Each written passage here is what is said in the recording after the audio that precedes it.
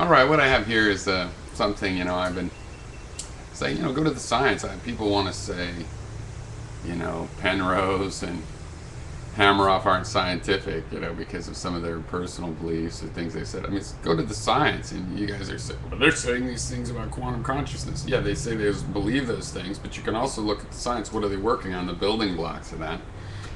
So those of you that are going to have an epileptic seizure because of my choice of video on this, you might want to just listen and not watch the video if you still want to follow along. Here is, I'm going to read an article, an essay written by Michael Shermer, who has a PhD in history of science and is a professional skeptic, basically. And I don't know if that's literally true, but I know he writes a lot of, he writes a skeptical article, I think, regularly. I forget where I see it regularly. It might be Scientific American or somewhere else. So he wrote this essay called Quantum Quackery, and then Hameroff replied. So we'll just go through this. So first of all, quoting Michael Shermer, a surprise hit film, this is from 2005. A surprise hit film is renewed interest in applying quantum mechanics to consciousness, spirituality, and human potential. In spring 2004, I appeared on the KATU-TV's AM Northwest in Portland, Oregon, with the producer of an improbably named film, What the Bleep Do We Know? Artfully edited and featuring actress Marlee Matlin as a dreamy-eyed photographer trying to make sense of an apparently senseless universe. The film's central tenet is that we create our own reality through consciousness and quantum mechanics. I never imagined that such a film would succeed, but it has grossed millions. The film's avatars are New Age scientists whose jargon-laden sound bites amount to little more than what California Institute of Technology physicist and Nobel laureate Murray Gell-Mann once described as quantum flapdoodle. University of Oregon quantum physicist Amit Goswami, for example, says in the film, the material world around us is nothing but possible movements of consciousness. I am choosing moment by moment my experience. Heisenberg said atoms are not things, only tendencies. End quote. Okay, Amit, I challenge you to leap out of a 20-story building and consciously choose the experience of passing safely through the ground's tendencies. Well, I think that's a funny thing right there, just to make an editorial comment, because little examples like that are just to make something laughable when you're in science is already questionable. But if someone chooses to leap off a 20-story building, aren't they choosing to fall abruptly to the ground? The fact that you had to say choose doesn't contradict the quote that he made of Amit. Okay, back to the essay. The work of Japanese researcher Masaru Emoto, author of The Hidden Messages in Water, is featured to show how thoughts change the structure of ice crystals. Beautiful crystals form in a glass of water with the word love taped to it, whereas playing Elvis's Heartbreak Hotel causes other crystals to split in two. Would his burning love boil water? Well, I'll make another editorial comment that Emoto's stuff, he's an artist, and he there's a lot of crystals in any of those things that he freezes, so he looks for ones. His art is probably matching the word to the crystal more than the more mystical claim of the connection. He makes a connection. It's an artistic thing, I think, pretty clearly.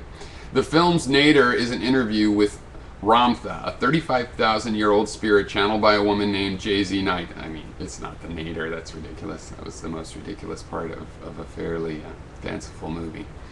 There was a big spectrum of ideas there, from spiritual to scientific. So the nadir was, I don't know, was there a nadir? The nadir was some point in, Marlee Matlin's sub-story.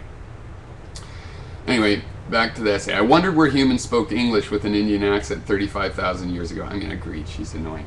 Many of the film's participants are members of Ramtha's School of Enlightenment, where New Age pablum is dispensed in costly weekend retreats. Agree with all of that.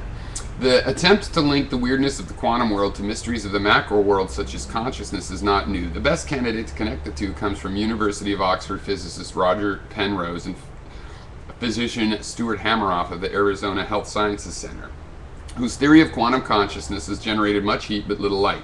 Inside our neurons are tiny hollow microtubules that act like structural scaffolding. A little bit of framing by Mr. Shermer here, because yes, they act as scaffolding and also as senses and as motor elements, right? Because cilia are made of microtubules, and that is how we collect light and all kinds of senses, and also how single cells move. Their conjecture, and that's all that it is that something inside the microtubules may initiate a wave function collapse that results in the quantum coherence of atoms. The quantum coherence causes neurotransmitters to be released into the synapses between neurons, thus triggering them to fire in a uniform pattern that creates thought and consciousness. Because a wave function collapse can come about only when an atom is observed, in quotes, that is affected in any way by something else. Good explanation. The late neuroscientist Sir John Eccles, another proponent of the idea, even suggested that mind may be the observer in a recursive loop from atoms to molecules to neurons to thought to consciousness to mind to atoms and so on. In reality, the gap between subatomic quantum effects and large-scale macrosystems is too large to bridge, in fact, because the history of science, I guess, proves that. In his book, The Unconscious Quantum, University of Colorado physicist Victor Stenger demonstrates that for a system to be described quantum mechanically, its typical mass, speed, and distance must be on the order of Planck's constant. If MVD is much greater than h, then the system probably can be treated classically. Stenger computes that the Stenger computes that the mass of neurotransmitter molecules and their speed across the distance of the synapse are about 2 orders of magnitude too large for quantum effects to be influential. I'll repeat that. Stenger computes that the mass of neural transmitter molecules and their speed across the distance of the synapse are about 2 orders of magnitude too large for quantum effects to be influential. There is no micro-macro connection. Then what the bleep is going on here? Physics envy. The lure of reducing complex problems to basic physical principles has dominated the philosophy of science since Descartes' failed attempt some 4 centuries ago to explain cognition by the actions of swirling vortices of atoms dancing their way to consciousness. Such Cartesian dreams provide a sense of certainty, but they quickly fade in the face of the complexities of biology. We should be exploring consciousness at the neural level and higher. Like nothing interesting goes on inside the neuron, where the arrow of causal analysis points up towards such principles as emergence and self-organization, biology envy. So, I mean, I just don't see how, looking at the chemicals and functions of a neuron, how that is supposed to be inside the neuron, how that is supposed to be more fanciful. Figuring out how the neuron works inside, our brain's made out of, is supposed to be more fanciful than waiting for consciousness to emerge, than relying on self-organization. What is that supposed to mean? Emergence, meaning that if you have a computer fast enough, consciousness would just pop out of that, just emerge from that, that it wouldn't need a piece. The transistors versus neurons doesn't matter, same thing. I mean, it's possible, and it's a good idea to model things that way, and people have, but, just the assumptions. I realize now why the antinatalists don't want this idea, because if the universe is conscious, in some sense, or not conscious, but has the potential to create consciousness, then getting rid of all life doesn't end suffering, because the consciousness could still be out there. And it might even be suffering more. Who knows? Maybe only in a life form can it have any control to do anything besides suffer. So we have an extra problem in that case. But really, I mean, I had not really taken that into account before, because basically, as far as I'm concerned, you still have that problem. If you get every creature on Earth to decide to stop reproducing, but, assuming since the plants don't suffer, they don't have to stop, the plants will just evolve into humans and animals that can suffer, mammals and, animals like that, right? And if you did take away the plants preemptively, well, the universe of just stuff, if you believe in evolution, creates life. So whether or not the consciousness pops in through emergence at a certain threshold level, whether there's incremental amounts of it as matter coalesces, and it is the principle of self-organization, or it doesn't really matter either way. Life is potentially from just a chemical universe, and so it would arise again. So the antinatalists have that problem anyway.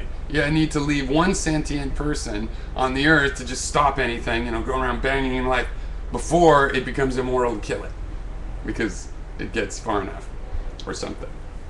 Okay, now here's Stuart Hameroff's response.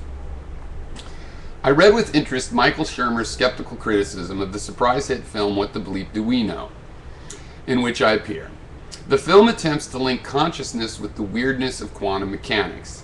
As the best candidate for such a connection, Shermer cites, then attempts to refute, a theory put forth a decade ago by British physicist Sir Roger Penrose and me.